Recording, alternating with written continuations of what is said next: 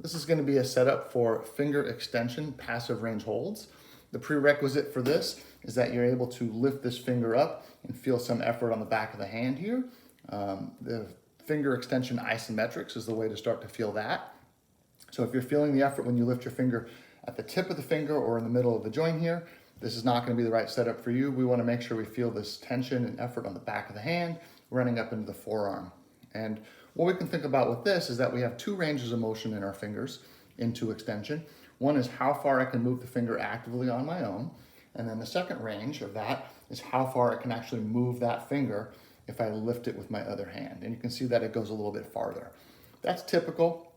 Every range of motion for every joint has an active range of motion, and then you can move it a little bit farther if you push it with something.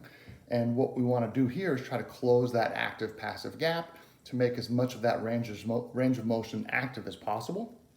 So a passive range hold for finger extension would be that we relax our hand, we lift this finger up as high as we can comfortably. We want to make sure there's no discomfort here on the top of the joint.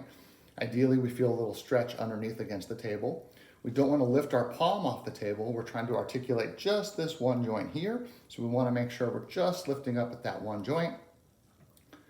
As we achieve our maximum comfortable height, I try to actively lift my finger higher using muscles and tension in the back of my hand and up my forearm.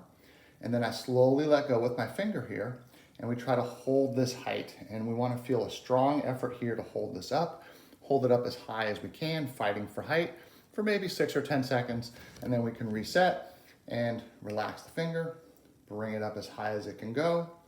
Try to actively engage effort to lift the finger higher, keep that palm down, and slowly let go and try to hold that height as high as we can. So once that gets a little comfortable, should be a strong effort, but you can tease out a little more effort by doing the same setup, finding the maximum height passively, actively trying to lift a little higher, slowly letting go. And now if I take my finger here and push gently, that can actually produce a little bit more of a bright sensation here and actually get us a little more strength right here at our end range. Again, we can hold this 6 to 10 seconds, and we would repeat this maybe 4 to 6 times or until fatigue, and just really making sure that it's comfortable the entire time. This is a strong effort. We don't want to do this sort of thing if it doesn't feel good.